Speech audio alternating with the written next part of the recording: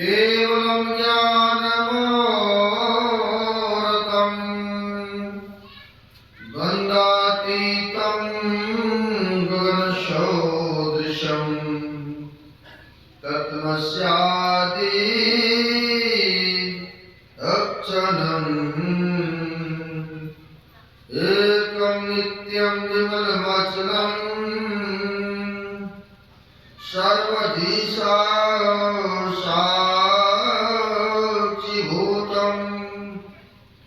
भावातीतं त्रैगुणमृतं सद्गुरुं तं नमामि।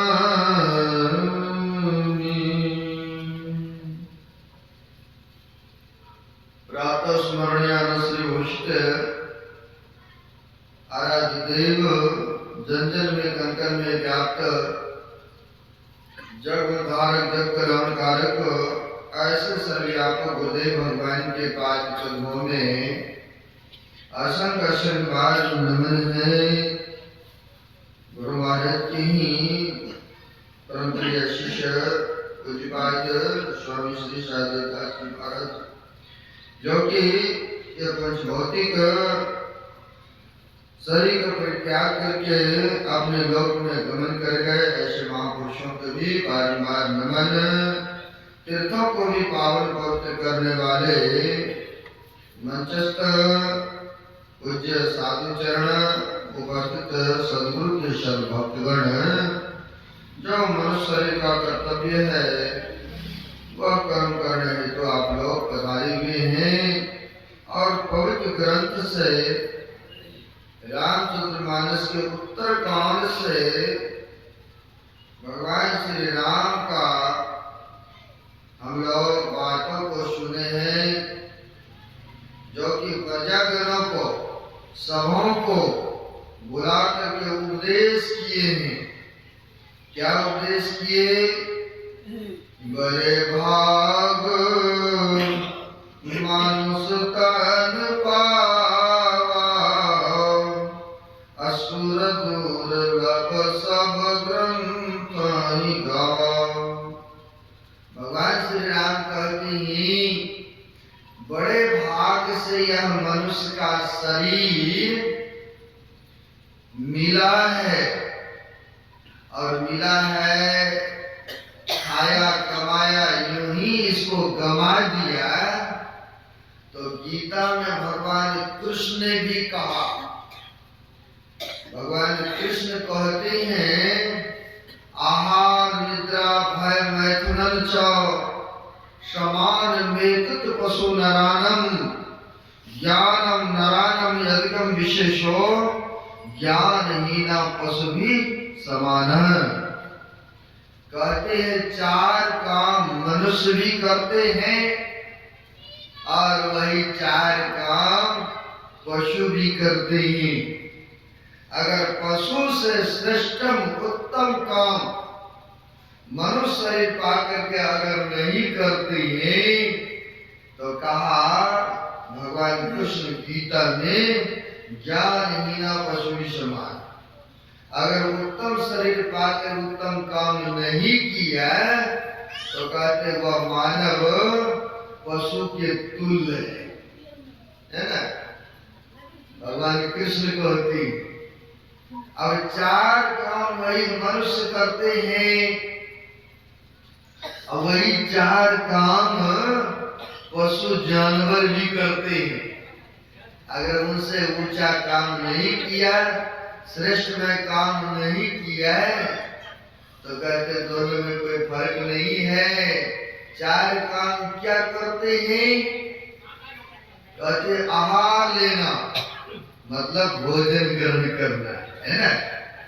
आप बेशक बढ़िया बढ़िया उत्तम उत्तम भोजन लेते हैं है ना, लेकिन आपका जूठन ही सही या घास फूस खा करके ही जानवर यानी पशु अपना जीविका पालन करते हैं। दोनों का काम बराबर है? आहार वो भी लेते हैं, आप भी भोजन आहार ग्रहण करते हैं, दोनों का काम बराबर है। आहार नींद लेना, पशु भी सोते हैं सड़क पर, क्योंकि देखेंगे कुत्ता को सड़क पर सोते हैं, कहीं गाड़ी के हॉर्न बजाए तो भय के कारण उठ के भाग जाते है ना। अरे रात्रि में मनुष्य भी नींद लेते हैं, एक पशु भी नींद, जानवर भी लेते हैं, दोनों का काम बराबर। भय एक जानवर को भी है, भय एक मनुष्य को भी है, दोनों को भय डर है। और कहते हैं जानवर भी, पशु भी बच्चे को जन्म दिया करते हैं और मनुष्य भी वही काम करते हैं। अगर दोनों में से दोनों का काम बराबर ही रहा, मनुष्य शरीर चोला पा करके अगर उत्तम काम नहीं करते हैं तो ऐसे को कहा ज्ञानहीन पशु भी समान है। यानी ज्ञान नहीं है तो पशु की तुल्य है।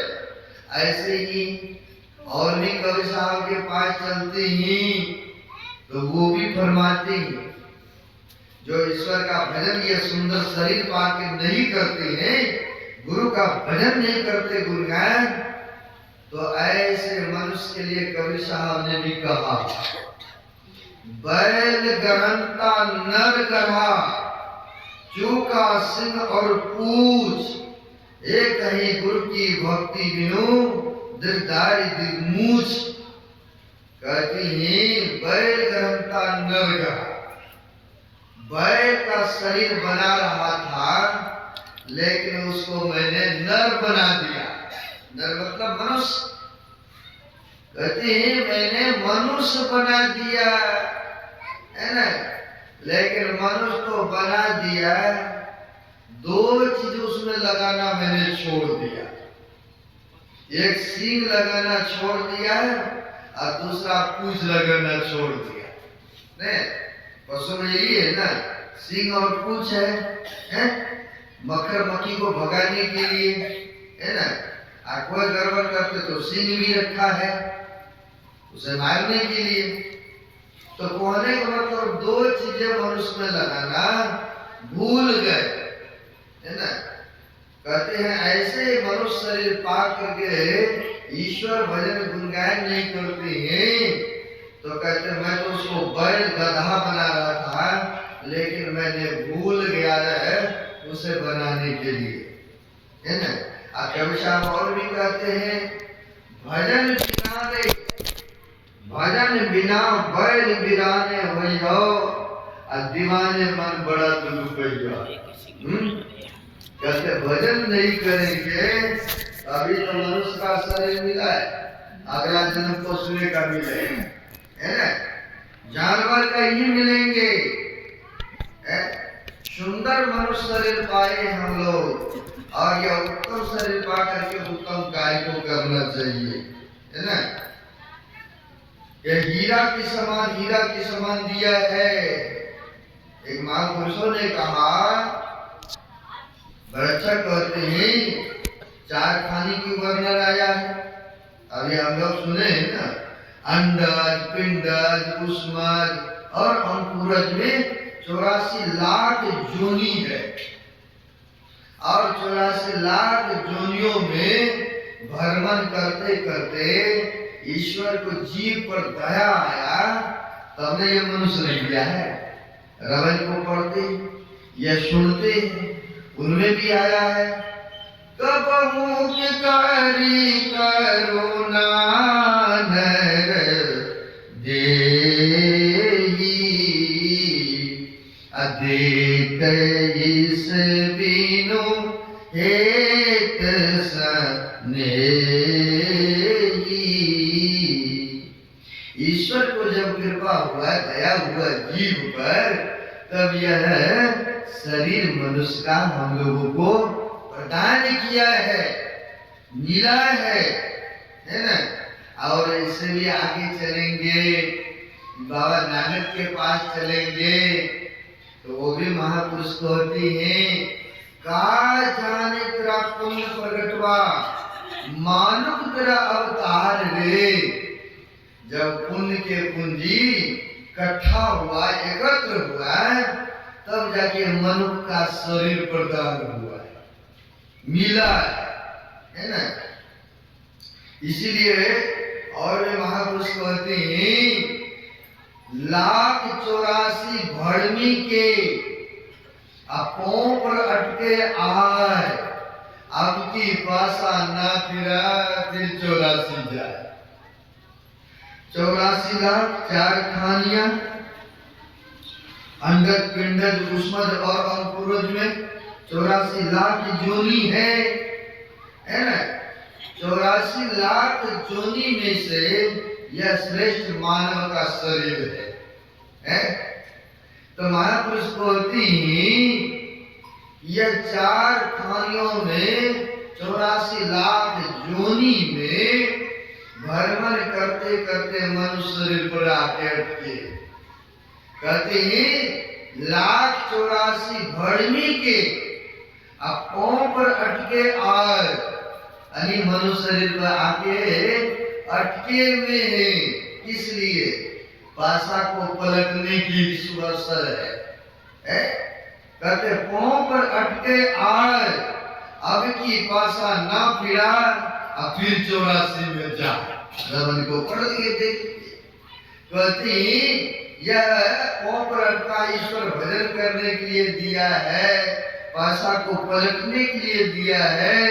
अगर नहीं भजन करेंगे, नहीं सदगुरु के शरण में जाएंगे तो कहते हैं ये 84 में चले जाएंगे। फिर 84 में चले जाएंगे तो कौन सा होगा? सो परत्र दुख पावई, असिर धुनि धुनि पचिता, कालहि कर्म ईश्वरहि, अमिथ्या दोष लगा। फिर वहां पर जब दुख होगा तो ईश्वर को झूठी दोष अर्पण करेंगे। ईश्वर ने हमें मौका ही नहीं दिया भजन करने का, अवसर तो बहुत दिया, मनुष्य शरीर दे करके भेजा, अब क्या चाहिए? साधन सुमरण करने के लिए सुनहरा अवसर दिया, इसलिए तो कहा नहीं से बड़े भाग मानुष कर पावा। ये नहीं कहा दिया बड़े भाग हाथी कर पावा, ऐसा भी लिख सकते थे रामायण में, क्योंकि विशाल शरीर है। लेकिन ऐसा नहीं लिखा, क्योंकि मनुष्य ही वह हाथी को भी बस करके रखते हैं। मनुष्य ही उसको भी जैसे कहते उठो तो उठता, बैठो तो बैठो, या जो कहते जैसे कहते वैसे करना पड़ता है? इसीलिए कहा बड़े भाग्य से मनुष्य का शरीर हम लोगों को ईश्वर ने दिया है। 84 लाख जोनी में से सबसे श्रेष्ठ है, उत्तम है। महापुरुषों ने कहा किनमें कहाँ कितना भ्रमण किए हैं। कहा 20 लाख स्थावर जानो, 9 लाख जलचर मानो, 11 लाख पीनी कवि गाई, पक्षी गण 10 लाख बताई, 30 लाख पशु जानो भाई, 4 लाख वानर समुदाई। जब इतना कट जावे तब कई मानुष के तन पावे, है ना। जब इतना भ्रमण करते हैं तब जाके यह मनुष्य का शरीर मिलता है, यूं ही नहीं मिला है ना। 20 लाख स्थावर जानो, जो बराबर सत्संग ध्यान या सदग्रंथों को पढ़ते उनको तो पता है स्थावर किसे कहते हैं। स्थावर उसे कहते हैं जो कि अपने से कहीं चलना फिरना नहीं होता है। जैसे गाछ एक जगह लगा दीजिए, वह आकाश की ओर बढ़ता जाएगा, लेकिन यह नहीं होता है कि इस जगह से दूसरे जगह चले जाए रोड के उस पार में, ऐसा नहीं है। कहते उन जोनी में भी वे भ्रमण किए, क्योंकि हम लोग सुन रहे थे अंकुरज अंडज पिंडज उष्मज, और अंकुरज में 84 लाख की जोनी में सुने, है ना। तो कहते हैं स्थावर उसे कहते हैं जैसे गाछ में ले लेना जन्म, जैसे पहाड़ की जोनी में चले जाना, है ना। पहाड़ की जोनी में भी गए हैं, तो कहते हैं विष्णु लाख पुस्तक स्थावर की जोनी में पड़े रहे, है ना। तो उनमें भी भ्रमण किए हैं। 20 लाख स्थावर जानवर, 9 लाख जलचर मानव, जल में जो चलने वाले मछली कछुआ कीड़े मकोड़े दिख रहे हैं, जल में जो कीड़ा मकोड़ा रहने वाला है उनमें भी भ्रमण किए हैं। तो कहते 11 लाख पक्षीगण बताई, जो पक्षी आकाश में उड़ने वाला चिड़िया होते है ना, रंग बिरंग की चिड़िया। कई व्यक्ति को देखते हैं, आप लोग भी ख्याल करेंगे, रात्रि में सोते हैं और वह व्यक्ति सपनाते लगता है आकाश में हम सैर कर रहे, घूम रहे हैं, उड़ रहे है ना, है तो बिस्तरा पर, लेकिन उनको ऐसा महसूस होता है। बाद में जब आंख खुलता है देखते हैं मैं तो यही हूँ, बिस्तरा पर लग रहा था आकाश में उड़ रहा। क्यों? क्योंकि पक्षी पौधा तो उसका भी हम लोग चिड़िया का भी संस्कार लेकर के आए है ना, इसलिए ऐसा होता, स्वप्न में उड़ते हैं। तो कहते हैं 11 लाख किमी कभी गाई, पक्षीगण 10 लाख बताई, है ना। कीड़े मकोड़े जैसे अपने आप कोई सामान रखते हैं, सड़ गल जाता है तो कीड़ा पैदा हो जाता है कि नहीं, है? जैसे रवैन में सुनते उष्मज, है ना, अंडर प्रिंटेड उष्मज और अंकुरज। उष्मज का मतलब हुआ जैसे गर्मी से पैदा ले लेना, कीड़े मकोड़े जानवर है। तो वही कहते हैं वहां पर कि कीड़े मकोड़े में भी जन्म हुआ था, है ना। और कहते 30 लाख पशु जानो भाई। कभी शाम को भजन गाते हैं ना, भजन बिना बैल बिराने भैया दीवाने मन बड़ा दुख भैया।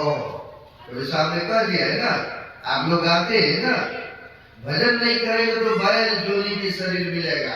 अभी तो 2 पांव है, चलने के लिए 2 पैर है, और उस समय हम लोग देखते हैं ना पशु का 4 पैर मिलता है, 4 पैर। भजन नहीं करेंगे तो कहते 4 पैर वाला शरीर मिलेगा। और भी कहते हैं 30 लाख पशु जानो भाई, 30 लाख वर्ष तक उनमें जाकर के भ्रमण करना पड़ता है, यानी पशु की जोनी को प्राप्त करना पड़ता है। कबीर साहब दिन में ही हाथ में मसाल जला करके चले गए शहर में। रात हो तो चलिए टॉर्च बत्ती जगाते हैं, दिन में ही कोई टॉर्च बत्ती जला करके चला जा शहर में तो क्या कहेंगे? जो समझदार है छोड़िए, कोई बात नहीं है, इनकी मौज है साधु बाबा का, कुछ भी करते। जैसे हमारे गुरु महाराज जी है, दिन वाला क्रियाकलाप रात्रि में करते थे, जो पढ़े होंगे जिन्हें उनको पता। तो संतों की मौज। कबीर साहब ने भी हाथ में मसाल जला करके दिन में ही शहर की तरफ चले आए। चले आए जो समझदार थे उनको तो कोई बात नहीं, लेकिन आम पब्लिक आगे कहते महाराज हाथ में मसाल जला करके आप क्या ढूंढने के लिए शहर में आ गए? लोग तो चलिए रास्ता नहीं दिखता है तो रात में मसाल जला के टॉर्च बत्ती जगा के जाते ताकि रास्ता दिखे, लेकिन आप दिन में ही सूर्य देवता तो दिया ही है प्रकाश, तो दिन में आप किस लिए? कबीर साहब ये ऐसा निर्भय संत था, निडर संत था, वो डरते उठते नहीं थे, है ना। कह दिया देखो भाई हम आए इस शहर में कोई मनुष्य खोजने के लिए, मनुष्य को खोजने के लिए, ढूंढने के लिए मैं आया हूँ कि कोई मनुष्य हमें शहर में मिल जाए। अब ऐसा कहा, लगता है वो लोगों ने कहा 2-4 मिल करके, लगता है जब 80 पार कर जाते ये खोपड़ी काम नहीं करता है, लग रहा महाराज आपका भी ये काम नहीं कर रहा है ना। कही देते हैं लोग, काम नहीं करे, आप भी मनुष्य, हम भी मनुष्य, ये भी मनुष्य, ये भी मनुष्य, ये भी मनुष्य। फिर आप आए हैं या मसाल चला करके मनुष्य करे खोजने के लिए आए हो। आप वृद्ध हो गए ना, इसलिए खोपड़ी काम नहीं कर रही है आपकी, है ना। क्या मनुष्य आप भी हम भी, तो क्या इसमें खोजने क्या सवाल है। इसलिए किसी महापुरुषों ने कहा है, मानुष मानुष में भेद है, कोई मानुष में देह पसंद है, कोई मानुष में प्रेत है, प्रेत। मनुष्य तो शरीर है, लेकिन शैतान वाला काम हो रहा है, राक्षस वाला काम हो रहा है, तो उसको क्या कहिएगा आपको कि मनुष्य है। कई बार तो जानवर कह देते हैं, वो तो जानवर है, गधा है, क्योंकि गधा वाला जानवर वाला काम कर रहा है, तब में उसको जानवर घोषित करते हैं। बोलचाल में कही देते हैं, है ना। तो कवि साहब ने कहा कि भाई देखो, हमें तो अभी तक कोई मनुष्य दिख नहीं रहा है भाई, इसीलिए मैं आया हूं इस शहर में कोई मनुष्य खोजने के लिए। तो अच्छा, मनुष्य खोजने के लिए आए तो अच्छा बाबा, हम लोग इतने लोग हैं शहर बाजार में, आपको मनुष्य नहीं दिख रहा है, तो इसका कोई सबूत है क्या, प्रमाण है क्या। आप तो बड़े जोरों से कह रहे हैं कि मनुष्य को खोजने ढूंढने के लिए आया, और इतने शहर में तो कोई मनुष्य नहीं दिख रहा है आपको। अब कवि साहब लगे हाथ करते, नहीं भाई कोई मनुष्य नहीं दिख रहा है। अब दोनों में प्रश्न उत्तर हो गए। अच्छा महाराज साधु बाबा, इसका कोई सबूत दीजिएगा तब ना मानेंगे, जो आप कहिएगा तो वही हम मान देंगे क्या है? इसका हमें सबूत दीजिए, सबूत प्रमाण, तब मैं मानूं आपकी बातों को। बोला अच्छा, तुम्हें सबूत चाहिए, प्रमाण चाहिए? कहा महाराज तब ना मानेंगे। आप भी मनुष्य, आपकी एक उंगली को काटूंगा तो आपको भी वही रक्त खून निकलेगा, हम अपना काट लेंगे तो हम अपना भी वही खून रक्त निकलेगा। आपका भी 5 तत्वों से शरीर बना है, नहीं चित जल पावक गगन समीरा, 5 रतिया अधम शरीरा। चाहे हमारे भारत देश का व्यक्ति हो, चाहे अमेरिका का हो, चाहे जापान का क्यों न हो, सबका 5 तत्व से शरीर बना है, सबका। महाराज आपका भी वही, हमारा भी वही, आपको नहीं दिख रहा है मनुष्य, इसका सबूत, इसका प्रमाण पहले दीजिए ना, तब ना मालूम। क्या आप जो कह रहे हैं सीखी ठीकी कह रहे हैं। कहा अच्छा भाई सबूत चाहिए ना तुम्हें, है? जोर करे लगे सो करे फकीर, फकीर के पास में ऐसा योग्यता और क्षमता हुआ करते, है ना। ठीक है, आओ थोड़ा 2-4 आदमी हमारे नजदीक में, मेरे पास में आ जाओ। पास में आया, कहा ये जो हमारे हाथ में मसाल जल रहा है, इस प्रकाश में थोड़ा देखो तो, झांक करके देखो, थोड़ा दृष्टिपात करो इसमें।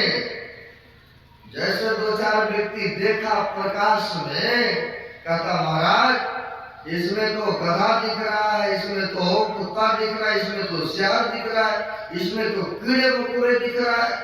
कहा तभी तो मैं आया हूँ इस शहर में, कोई मनुष्य मिल जाए, मनुष्य को ढूंढने के लिए आया हूँ। कहा ये कैसे चमत्कार आपकी दुख का मसाल में।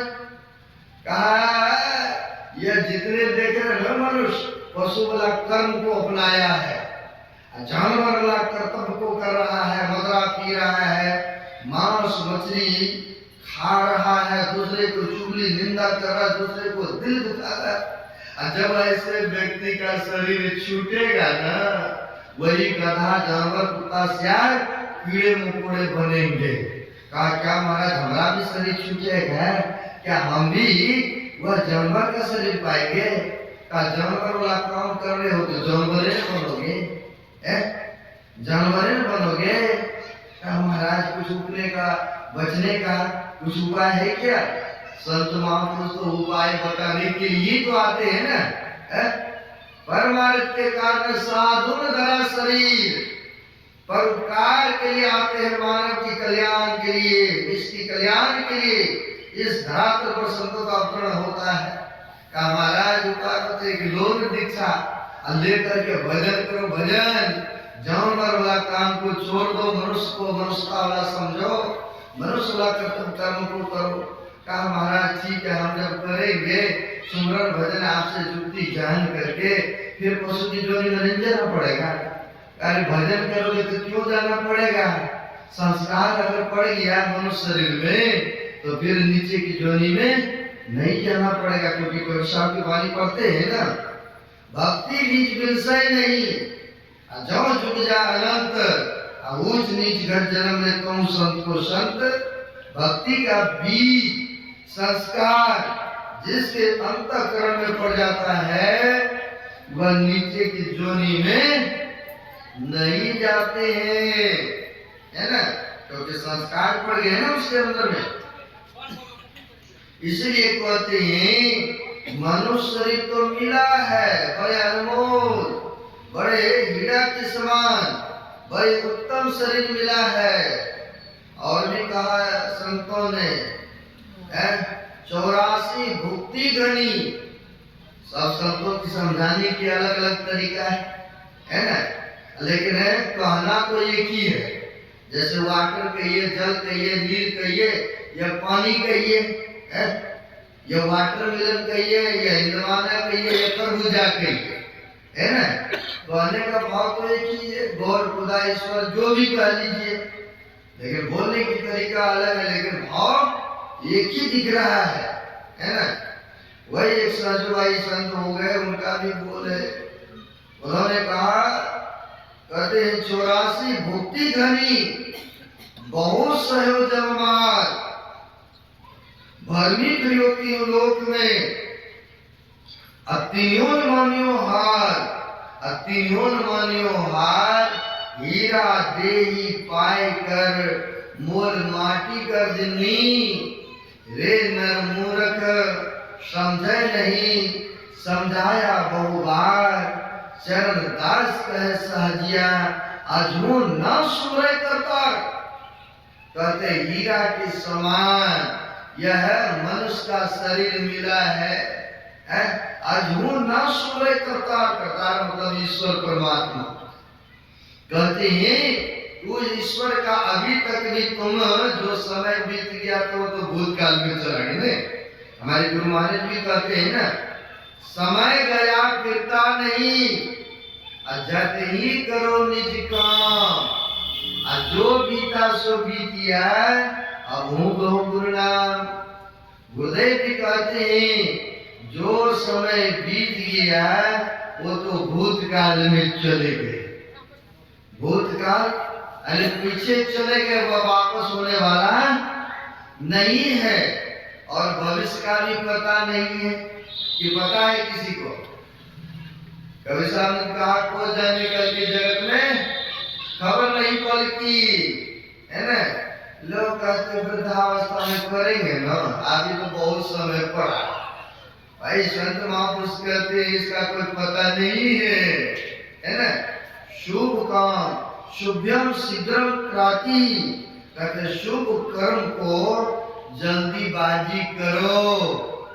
अगर कहीं मन में अशुभ विचार उत्पन्न होता है, कुछ अकर्तव्य मन हमारे करा रहा है, तो कहते कई बार सोचो विचारो और टालते टालते हो सके तो उसे टाल दो, लेकिन शुभ काम को शीघ्रम करो, यानी जल्दीबाजी कर लो। तो हमारे गुरुदेव भी कहते हैं कि जो समय बीत गया कोई बात नहीं है ना, लेकिन भविष्य का भी पता नहीं है।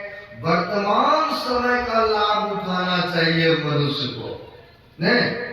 वर्तमान अगर अच्छे काम में व्यतीत करते हैं, अच्छे कर्म करते हैं, तो कहते हैं भविष्य भी संभलेगा। अब भूतकाल में जो और कर्तव्य बना है, अशुभमय कर्म बना है, उसे भी आप ठीक कर सकते हैं, है ना। अगर वर्तमान ठीक कर लेंगे तो भूत भविष्य स्वतः ठीक हो जाएंगे, स्वतः बढ़िया हो जाएंगे, है ना। इसलिए कहते वर्तमान समय का लाभ मनुष्यों को उठाना चाहिए, है ना। यह हीरा के समान ईश्वर ने हमें मनुष्य का शरीर दिया, हीरा हीरा, लेकिन सबको पता नहीं है कि यह मनुष्य हीरा के समान है। एक गुरु महाराज कभी कभी कहानी कहा करते थे। गुरु महाराज कहानी कहा करते थे, ये मनुष्य शरीर की उपादता पर है, विशेषता पर है कि गैरिया भेड़ बकरी पहाड़ पर चराते थे, मतलब घास खिलाते थे। आप लोग भी देखे होंगे बहुत सारे, कई बार हम लोगों को भी जाने का अवसर लगा पहाड़ों पर, तो देखने को मिलता है जो जंगली आदमी है, जो पहाड़ों पर रहने वाले हैं, तो भेड़ बकरा सब चलाते हैं, यानी घास खिलाते हैं, और देखने को मिलता है। तो गुरु महाराज ने उसे गैरिया कहा है, उदाहरण। भेड़ बकरी चराने वाले को गैरिया कहते है ना। तो वह गैरिया भेड़ बकरियों को चरा रहे थे, घास खिला रहे थे, तो देखा जमीन के अंदर में एक पत्थर गड़ा हुआ था। आप लोग सुने होंगे बराबर, फिर भी याद दिलाता हूं। पत्थर देखा जमीन में गड़ा हुआ, बड़े लाइटदार पत्थर था। तो इसने इसके हाथ में जो छोटी डंडा था, उसे मार मार के चाहा जमीन से निकाल ले, लेकिन उससे नहीं निकला, लाठी मारने से, है ना। फिर पैर से मसोला, फिर भी नहीं निकला वो पत्थर। फिर उसने ले आया चक्कू चूड़ा कुदाल ले आया और उसे जमीन को खोद खाद करके जमीन से निकाला तो उसको धोया पानी में, तो देखा उसमें सुराग था आर पार। और जब सुराग था, लगा अरे इतना अच्छा सुंदर देखने में लग रहा है, चलो है तो पत्थर ही है, छोटा सा पत्थर था। का सबसे सुंदर जो हमारे भेड़ है, जो आगे आगे चलता है, उसी के गले में धागा बना करके और गले में पहना दिया, है ना। पहना दिया गैरिया ने, सबसे आगे चलने वाले भेड़ को गले में डाल दिया। होता क्या है, कई दिनों के बाद उसी रास्ता से एक जोड़ी गुजर रहा था। जोड़ी समझ है ना, जिसको सोयार भी कहते हैं, जोड़ी उसका उदाहरण दिया है। कहा सड़क जा रहे थे, भेड़ बकरी चराने वाले गैरिया भेड़ बकरी को चरा रहे थे। देखा अरे इतना कीमती भेड़ के गले में हीरा बना हुआ, हीरा। लगता है यह गैरिया मूर्ख है, जो कि यह धूप में बकरी भेड़ को लेकर के पहाड़ में भटक रहा। क्यों नहीं इसे ठगा जाए, क्यों नहीं इसे किसी तरह से हीरा लिया जाए, क्योंकि इसको तो पता नहीं है ना। एक बार पंजाब में ही कहीं तीर्थ स्थान में गए थे घूमने को, हमारे साथ और भी बाबा लोग थे। हम लोग घूम रहे थे, जमीन के नीचे में पड़ा हुआ था एक नकली सा लग रहा था नोट गिरा हुआ। हमारे साथ के जो था बाबा, उसने देख करके छोड़ दिया, हमने उठा लिए। हमने जब उठाया तो देखे उसको लिखा था अमेरिकन डॉलर, $100 था। बाकी पैसे है तो लगेगा हम लोगों को भी ये नकली है, डुप्लीकेट है ना। कई बार पहचान मनुष्य को नहीं हो पाता है ना। उसने देखा, कहा अरे गैरिया को पता नहीं है, क्यों नहीं गैरिया से कीमती चीज ले लूं। ले करके हम फिर बढ़िया से अपना घर मकान दुकान बनाएंगे, आराम से ऐश्वर्य की जीवन व्यतीत करेंगे। चलो चलते हैं। आगे गैरिया के पास में जोड़ी सुनियार कहिए आ गए। आकर कहते क्या हाल है भाई? बहुत बढ़िया। कहा वो जो भेड़ के गले में पत्थर बना हुआ बड़ा सुंदर लग रहा है। कहा महाराज वो जमीन में गड़ा हुआ था उसको निकाल करके धागा डाल के मैंने भेड़ के गले में सुंदर भेड़ है इसीलिए मैंने चमचमाता पत्थर इसके गले में डाल दिया। बोला अच्छा ये पत्थर बांध तो दिए हो थोड़ा हमें बढ़िया लग रहा है ये लीजिए। सस्ती जमाना था उस समय। कहा बहुत सुंदर देखने में लग रहा है आप हमसे 5 रुपया में वो पत्थर दे दो 5 रुपया तुम रख लो। इनको तो कमाना नहीं पड़ा था सस्ती जमाना था।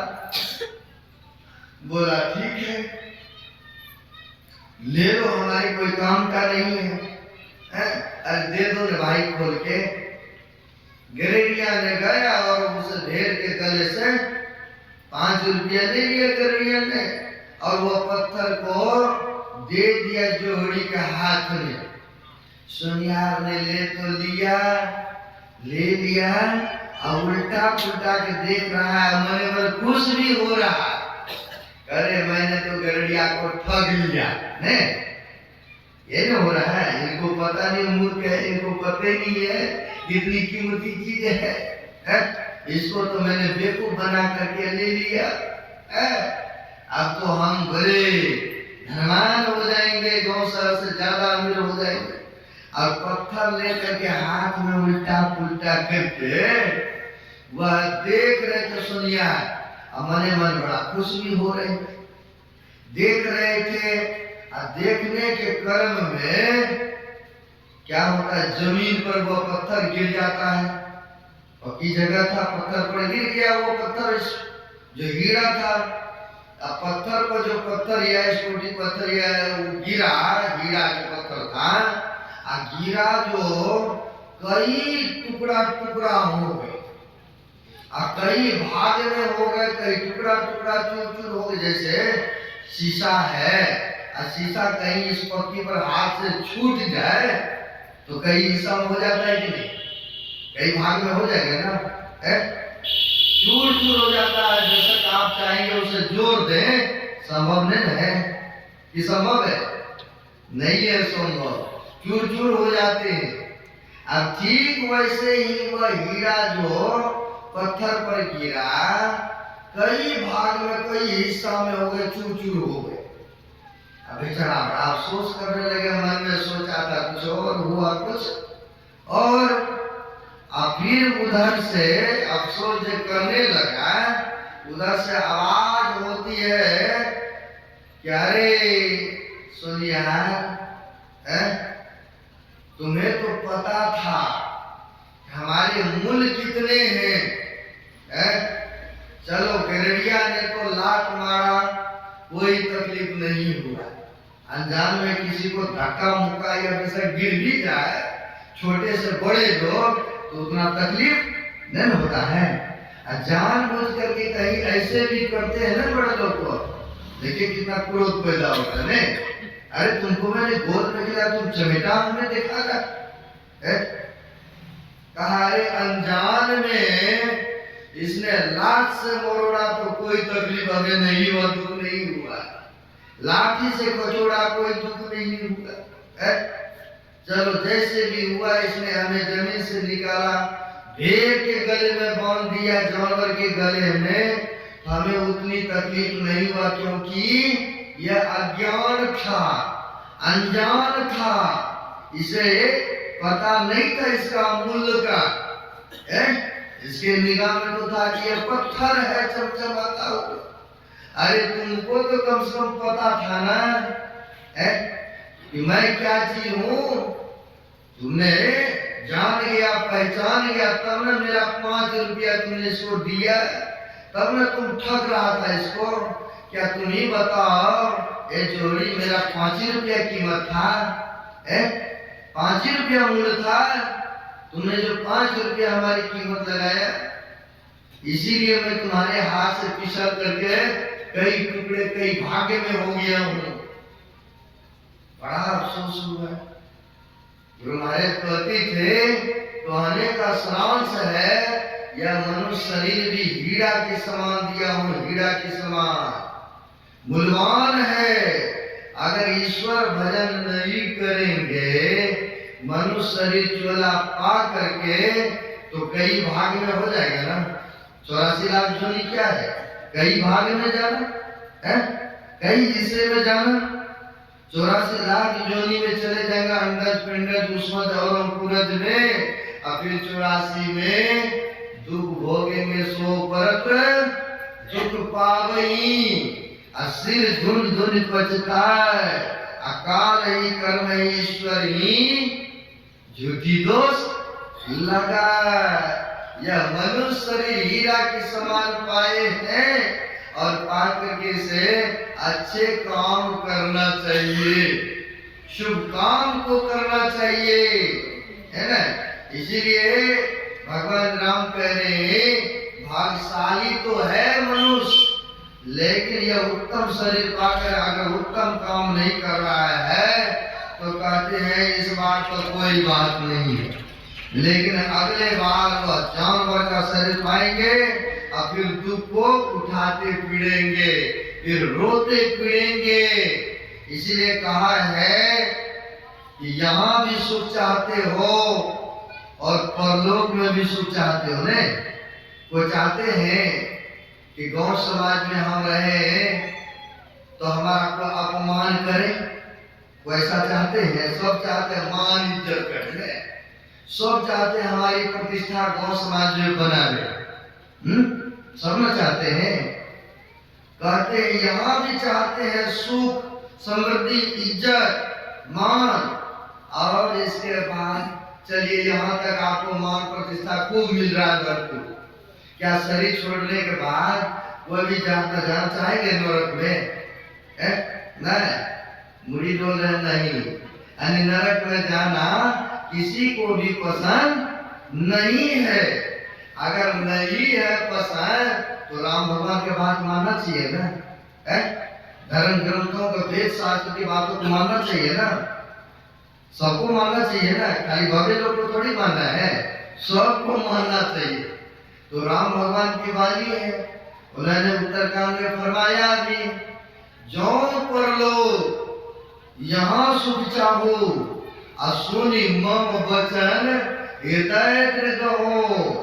उत्तरकांड में ये सुने, कहते परलोक में भी अगर सुख चाहते हो, आनंद चाहते हो, समृद्धि के जीवन जीना चाहते हो, तो अगर यहाँ भी सुख चाहते हो तो सुनी मम वचन हृदय दृढ़ हो। संत महापुरुषों के वचन को विश्वास, निष्ठा, श्रद्धा के साथ मन में धारण कर लो और उस पर चलने का प्रयत्न कर। तब क्या होगा? यहाँ भी इज्जत, मान, प्रतिष्ठा और परलोक में भी सुख समृद्धि मिलेगा, नरक में जाने को नहीं मिलेगा। इसलिए कहते जो परलोक यहाँ सुख चाहो सुनी मम वचन हृदय दृढ़ हो। संतों के वचन को मानो और उस पर चलोगे तो कहते ऐसे जीव कभी नरक में नहीं जाता है। कहा है महापुरुषों ने, सोना काई न लगे, लोहा घुन न खाए, अब भला बुरा जो गुरु भक्त हो कबूल नरक जाए। कहते हैं जो गुरु की भक्त बन जाते हैं ऐसे मानव कभी नरक में नहीं जाता है? गुरु के शरण में आएंगे तब ना। इसलिए हम लोगों को बड़े सुनहरा अवसर है, उत्तम शरीर मनुष्य का मिला है। उत्तम शरीर पाकर के उत्तम काम को कीजिए, सत्कर्मों को कीजिए, सत महापुरुष के चरण शरण में आइए। किसी का चुगली निंदा मत कीजिए, किसी का दिल मत दुखाइए, किसी जीव का हिंसा मत कीजिए, किसी भी प्रकार के नशों का सेवन मत कीजिए। शुद्ध शाकाहारी होकर के जितना बन सके ईश्वर भजन, गुरु भजन करते रहिए। इसी में यहाँ भी सुखी रहेंगे, इसके बाद भी सुखी रहेंगे। कहने सुनाने के लिए बहुत सारी बातें हैं, आगे नहीं बढ़ूंगा, सर्दी का का मौसम है, दूर दूर से आप लोग आए हैं। हमारे श्रद्धेय उपेंद्र राउत करते 5 बजे तक संपन्न कर देना है, लेकिन एक भजन भी हो गया है, 5-10 होने